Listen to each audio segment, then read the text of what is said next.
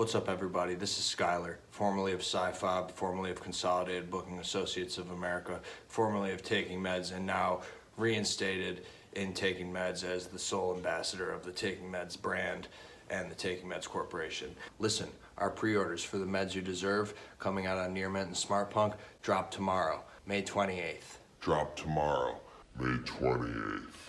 Now some of you might be thinking, Skyler, why would you rejoin Taking Meds? Those guys took you for a sap. They used you up, they took you for a ride, and then they spit you out, a shell of a man you used to be. Well, you're right about that. Furthermore, some of you are probably saying, Skyler, you were one of the best booking agents in DIY. What's emo gonna do without you? What happens when the shows start coming back? There are no shows. There were never gonna be any shows. Can't you see this is what they wanted all along? Now that I'm back in my position as CFO, all the funds from the pre-orders go straight to me. You know what I'm gonna use that pre-order money for?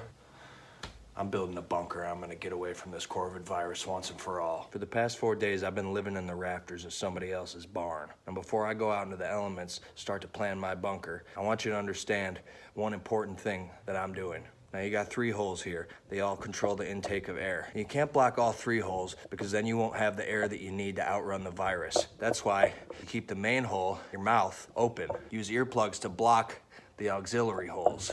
That way, you have maximum protection from COVID without blocking your airways. Now, I've been in this business a long time. I am not ready to face the music. I am not going out without a fight. Personal hero of mine, Mike Stipe, once said, "It's the end of the world as we know it, and I feel fine."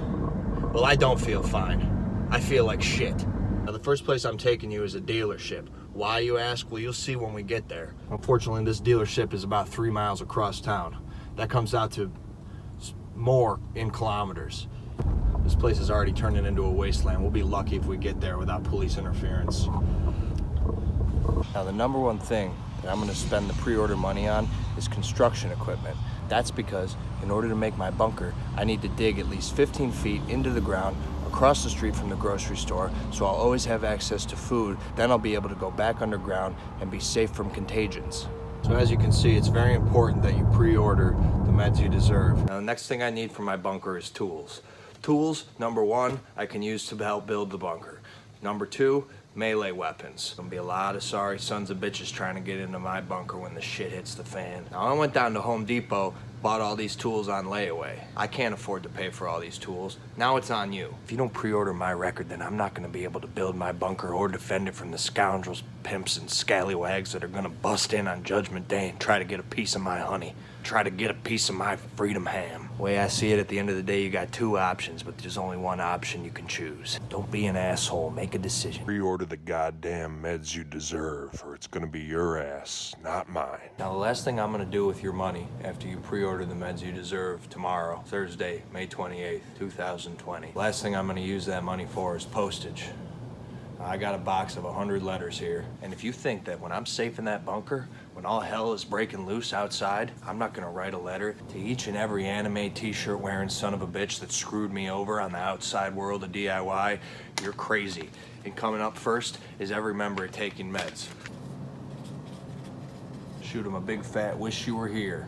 Put it in the mail, send it over to him. Talk about a flex. Now maybe you're wondering why I haven't been stockpiling food, toilet tissue, tub grease, the other odds and ends, the other bells and whistles. Well, listen, you don't need all that. First of all, the only thing I listed right there that you need for survival is food. And you're saying, well, what about the grocery stores? They're gonna be picked clean. We're not as different as you may think. When I go to the grocery store, do I pick out everything in the store? No, I pick out my favorite things. You know what my favorite things are? They're your favorite things, because we like the best things. All that stuff that you pass over in the grocery store, that's there for a reason. It's still gonna be there. Nobody likes that shit. Well, if I'm in an emergency scenario, I'm gonna eat it. I'm not picky. I'll get the sleeve of cinnamon toothpaste. I'll eat some bad jam. What do I give a shit about rye toast? With these bad boys up my nose, I can't taste anything anyway. I'm gonna be the one that survives. I'm gonna be the one that comes out the other side of this thing, and you're all gonna thank me when you're dead. Exhausted from a stock suggestion.